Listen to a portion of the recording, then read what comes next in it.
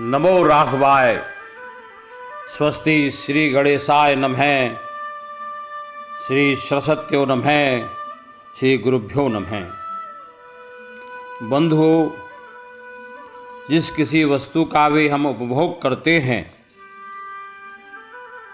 जो भी हम भोजन करते हैं अथवा वस्त्राभूषण पहनते हैं, उनको उपभोग से पूर्व भगवान को अर्पण करना चाहिए। तो भोग की क्या आवश्यकता है एवं भोग की विधि, आज इसी विषय पर यह प्रस्तुतिकरण प्रस्तुत कर रहा हूँ। देखिए, सब कुछ ईश्वर प्रदत्त है। जो भी कुछ आपके पास है, आपका यह सुंदर शरीर, इस शरीर से परिवार के संबंध, धन संपत्ति,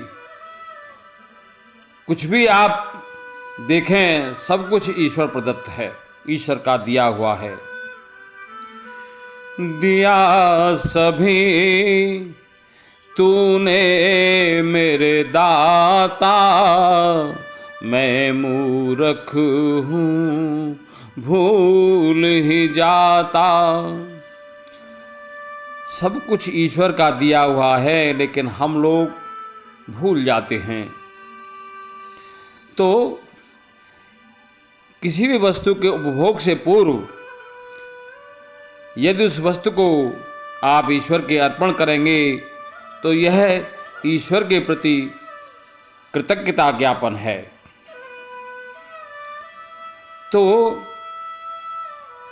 भगवान को जब आप अर्पण करेंगे, तो उनका स्मरण करेंगे, तो यही सबसे बड़ी संपत्ति है। श्री रामचरितमानस जी के सुंदरकांड में श्री हनुमान जी कहते हैं, कह हनुमंत विपति प्रभु सोई, जब तब सुमेरन भजन न होई। हे प्रभु, वही सबसे बड़ी विपत्ति है, जब तब सुमरन, तब माने आपका, जब आपका स्मरण और भजन न हो, यही सबसे बड़ी विपत्ति है। तो यदि भगवान का स्मरण आप कर रहे हैं, तो वह सबसे बड़ी संपत्ति है। श्रीमद् भगवत गीता जी में भगवान श्री कृष्ण अर्जुन को कहते हैं, यत् करोषि यदस्नासि यज्जुहोषि ददासि यत् तपस्यसि कौन्तेय तद कुरुष्व मद अर्पणम। कौन्तेय, हे अर्जुन, जो कर्म तू करता है, यत् करोषि यदस्नासि, जो तू खाता है, असन कहते हैं खाने को, यज्ञ होश, यज्ञ होश जो हवन करता है, ददास यत्, जो तू दान देता है, यत् तपस्यसि कौन्तेय, जो तू तप करता है, हे कौन्तेय, है अर्जुन, तद कुरुष्व मद अर्पणम, वह सब मेरे अर्पण कर दे। भगवान का यह उपदेश है। तो जो भी कुछ हम करते हैं, कार्य करते हैं, कर्म करते हैं, जो हम भोजन करते हैं, जो हम हवन आदि यज्ञ आदि करते हैं, जो दान देते हैं, वो सब ईश्वर को अर्पण कर देना चाहिए। ऐसा उपदेश भगवान ने अर्जुन को किया। अब और आवश्यकता सुनिए कि भोग की आवश्यकता क्या है। जब प्रभु श्री राम का वनवास हो गया और वन में मुनिश्रेष्ठ वाल्मीकि जी से जब भगवान श्री राम मिले, तो उन्होंने मुनिश्रेष्ठ से पूछा कि हे प्रभु, हे मुनिवर, हम कहाँ रहें, ऐसा स्थान हमको बताइए। तो पहले तो वाल्मीकि जी ने कहा कि आप भला कहाँ नहीं हैं, ऐसा कौन सा स्थान है जहाँ पर आप नहीं हो। जग पेखन तुम देखन हारे, विधि हर शंभु नचावन हारे। तो ऐसी स्थिति है, भगवान की व्यापकता मुनिश्रेष्ठ समझ रहे हैं, लेकिन फिर भी वो उन स्थानों का वर्णन करते हैं। सुनहु राम अब कृपा निकेता, जहाँ बसहु सिय लखन समेता। सुनहु राम अब कहूँ निकेता, जहाँ बसहु सिय लखन समेता। हे श्री राम सुनिए, अब वह भवन बताता हूँ जहाँ आप सीता जी एवं लक्ष्मण जी के साथ रहें। तो यहाँ महर्षि वाल्मीकि जी ने 14 स्थानों का वर्णन किया। इन्हीं के माध्यम से 14 परम भागवतों की चर्चा उन्होंने की, अथवा भक्तों के उन 14 विशेषताओं की चर्चा उन्होंने की, जिसमें से किसी एक विशेषता के रहने पर भी भगवान भक्त के हृदय में निवास करते हैं। अर्थात इन 14 स्थानों में से किसी एक में भी अगर किसी व्यक्ति की श्रद्धा है तो समझ लीजिए भगवान ऐसे भक्त के हृदय में निवास करते हैं। तो उसमें जो हम सभी लोगों को करना ही चाहिए, बहुत आसान है, इसमें कुछ करना ही विशेष नहीं है। सुनिए, तो भगवान की भोग की क्या आवश्यकता है। प्रभु प्रसाद सुचे सुभग सुबासा, सादर जासु लहै नित नासा। तुमहि निवेदित भोजन करहीं, प्रभु प्रसाद पट भूषण धरहीं। अब बताइए इसमें क्या कुछ विशेष करना है। प्रभु प्रसाद सुत सुभग सुबासा, जिसकी नासिका आपके प्रसाद से आई हुई तुलसी, सुंदर नैवेद्य, पुष्प, इत्र आदि सुगंधित द्रव्यों की पवित्र सुगंध को आदर पूर्वक निरंतर ग्रहण करती रहती है। प्रभु प्रसाद सुत सुभग सुबासा, सादर जास लहै नित नासा। तुम्हें निवेदित भोजन करहीं, जो आपको निवेदित किए हुए पदार्थ का ही भोजन करते हैं, अर्थात भोजन से पूर्व भगवान का भोग लगाते हैं। जो सुंदर तुलसी पधराकर प्रत्येक सामग्री आपको भोग लगाकर प्रसाद बुद्धि से पाते हैं, जो आपके प्रसाद रूप से ही वस्त्रों और आभूषणों को धारण करते हैं। तुम्हें निवेदित भोजन करहीं, प्रभु प्रसाद पट भूषण धरहीं। देखिए, जब आप किसी वस्तु को भगवान को अर्पण कर देते हैं तो वह वस्तु प्रसाद बन जाती है। प्रसाद माने सिर्फ यही नहीं है कि प्रसाद के लड्डू पेड़े का जो भोग लगाया आपने वही प्रसाद है। हर वस्तु जो आप जिसका उपभोग करते हैं उसको अगर यदि भगवान के अर्पण कर देते हैं तो वो चीज़, वो वस्तु प्रसाद बन जाती है। और प्रसादे सर्व दुखानाम हानिरस्योपजायते। प्रसादे, प्रसाद जो है ना, प्रसाद दो शब्द होते हैं, एक प्रसाद और एक अवसाद। अवसाद माने डिप्रेशन, प्रसाद का विलोम है, उल्टा है, अपोजिट है। तो प्रसाद आपको अवसाद से बचाएगा। प्रसादे सर्व दुखानाम हानिरस्योपजायते। तो जो भी कुछ आप उपभोग करते हैं उसके उपभोग से पूर्व भोजन, वस्त्रादि, आभूषण सब भगवान को अर्पण करें तो वो वस्तु प्रसाद बन जाएगी। अब भोग की विधि क्या है, भोग कैसे लगाएं?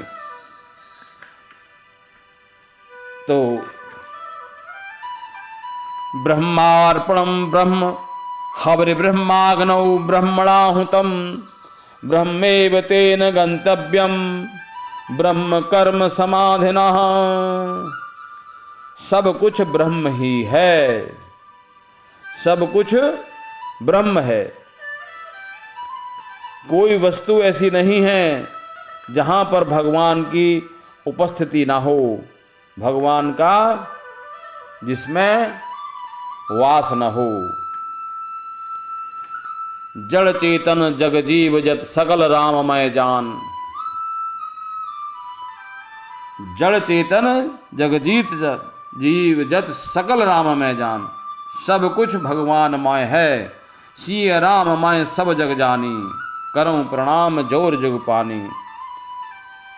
तो ब्रह्मार्पणम ब्रह्म हविर्ब्रह्माग्नो ब्रह्मणाहुतम ब्रह्मेव तेन गंतव्यम ब्रह्म कर्म समाधिनः।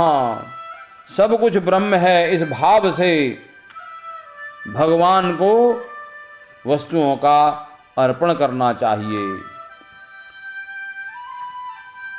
तो भोग लगाते समय, भगवान को भोग लगाते समय इस श्लोक का स्मरण करते हुए, इसका गायन करते हुए, ब्रह्मार्पणम ब्रह्म हविर्ब्रह्माग्नौ ब्रह्मणाहुतम ब्रह्मेव तेन गंतव्यम ब्रह्म कर्म समाधिनः।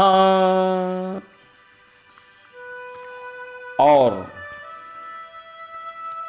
इसके बाद आप यह श्लोक भी बोलिए, तुदीयं वस्त गोविंद तुभ्यमेव समर्पये। ये जो कुछ वस्तु हैं जिसका मैं उपभोग करने जा रहा हूँ, ये क्या है? तुदीयं वस्त गोविंद तुभ्यमेव समर्पये। ये वस्तु सब आप ही की हैं और मैं इनको आपको अर्पण कर रहा हूँ। तो वहाँ यह भाव नहीं होना चाहिए कि आपने बड़ा उपकार कर दिया, आप भगवान को भोजन करा रहे हैं, आप भगवान को वस्त्र आदि आभूषण दे रहे हैं, अर्पण कर रहे हैं। वो सब कुछ दिया हुआ तो भगवान ही का है।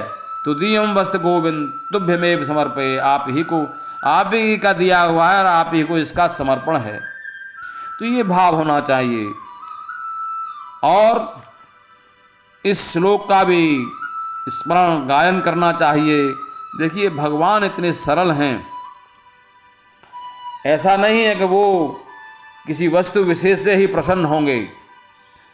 वो तो श्रीमद् भगवत गीता जी में उन्होंने कहा, पत्रम पुष्पम फलम तोयम यो मे भक्त्या प्रयक्षते तदहम भक्तम उपरथम मश्नामि प्रियतात्मनः। पत्रम पुष्पम फलम तोयम। जो भी कोई भक्ति के साथ, जो कोई भक्त मेरे लिए प्रेम से पत्र पुष्प फल जल आदि अर्पण करता है, शुद्ध बुद्धि निष्काम प्रेमी भक्त का प्रेम पूर्वक भक्त्यो प्रथम मश्नाम प्रियतात्मनः। प्रेम पूर्वक अर्पण किया हुआ वह पत्र पुष्पादि मैं सगल रूप से प्रकट होकर प्रीति सहित भोग करता हूँ, खाता हूँ। अश्नामि प्रियतात्मनः। तो ये श्लोक ऐसा नहीं है कि भगवान को कोई विशेष ही पदार्थ की आवश्यकता है। पत्रम पुष्पम फलम तोयम यो मे भक्त्या प्रयक्षति तदहम भक्त उपरतम मश्नामि प्रियतात्मनः। जो भी कुछ आप उपभोग करते हैं उसको आप ईश्वर को अर्पण करेंगे तो ईश्वर भगवान परमात्मा बड़े प्रेम से उसका भोग करते हैं और उसके उपरांत आप उस वस्तु का उपभोग यदि करेंगे तो वो प्रसाद बन जाएगा।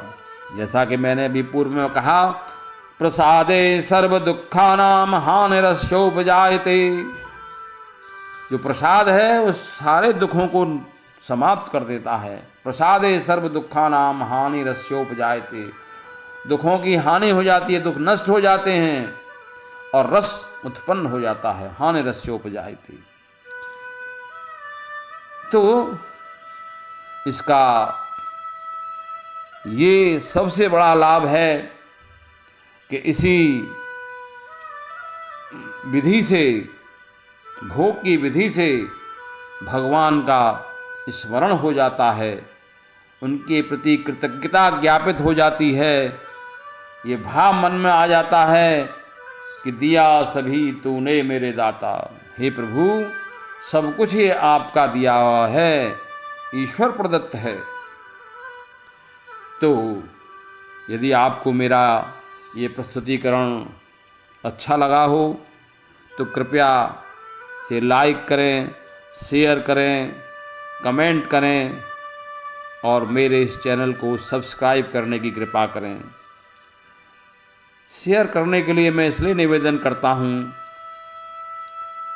कि अच्छे विचारों का प्रचार और प्रसार होना ही चाहिए।